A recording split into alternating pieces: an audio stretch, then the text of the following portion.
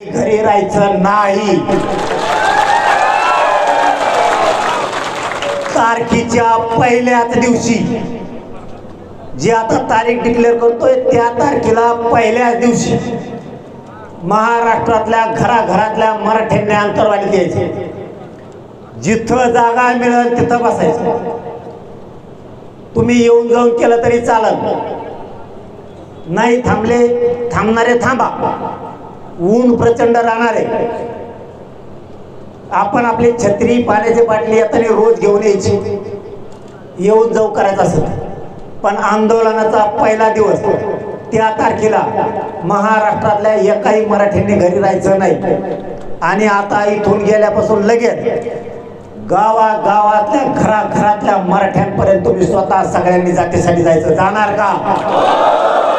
एकाने पण झोपायचं नाही त्या तारखेपर्यंत। घर ना घर पिंजून काढायचं। जातीच्या कल्याणासाठी अंतरवालीत मराठ्यांनी यायचं। पिकाचं नुकसान करू नका।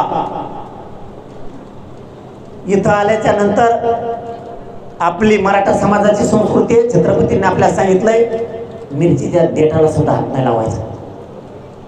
कोणाच्या मोसंब्या खाऊ नका। काहीच्या मोसंब्या नाही खाल्ल्या तरी खाल्ले म्हणतात काही। त्याला मोसंब्यात नव्हतं तर तो मला मोसंब्या खाल्ल्या, त्याच्यात काँग्रेस उगालेलं कामरात लाभार जाऊन असतील काही जाऊ दे। पण नका हात लावू। कोणाच्या मिरचीला उसाला कशाला हात लावू नका। जिथं मोकळी जागा असेल तिथं बसा। पण सुरुवात तुम्हाला तारीख सांगतोय। तारीख डिक्लेअर झाली। आजपासून एकानेही थांबायचं नाही। तुम्हाला गावागावात जायला संधी आहे, मराठ्यांसमोर जायला संधी आहे। मराठा बघतो कोणचा राजकारणी माणूस गावात बैठकीला आलाय, कोणचा समन्वयक आला, कोणचा मराठा सेवक आला, कोण राजकारणी आला, पदाधिकारी आला, कोण आला नाही, हे मराठे बारकाईनं बघतो। तरी आपल्याकडून आव्हान आहे सगळ्या पक्षातल्या मराठ्यांनी, सगळ्या संघटनेतल्या मराठ्यांनी, सगळ्या समन्वयक मराठ्यांनी, सगळ्या मराठा सामान्य शेतकऱ्यांनी, मराठा सेवकांनी तुटून पडा। घर ना घर पिंजून करा। त्या तारखेला अंतरवालीला सगळ्या मराठ्यांनी यायचंच। इथं 50-50, 100-100 किलोमीटर उभा राहायला जागा नाही पाहिजे। इतक्या मराठ्यांनी वाऱ्यासारखाच मराठ्यांनी धावून यायचं।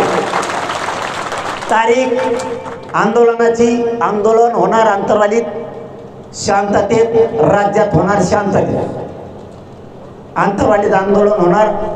मी 30 मेला अंतरवालीत आमरण उपोषण सुरू करतो। 30 मेला तारीख आपली डिक्लेअर झाली। त्याच्याशिवाय आपल्याला पर्याय नाही। 30 जूनला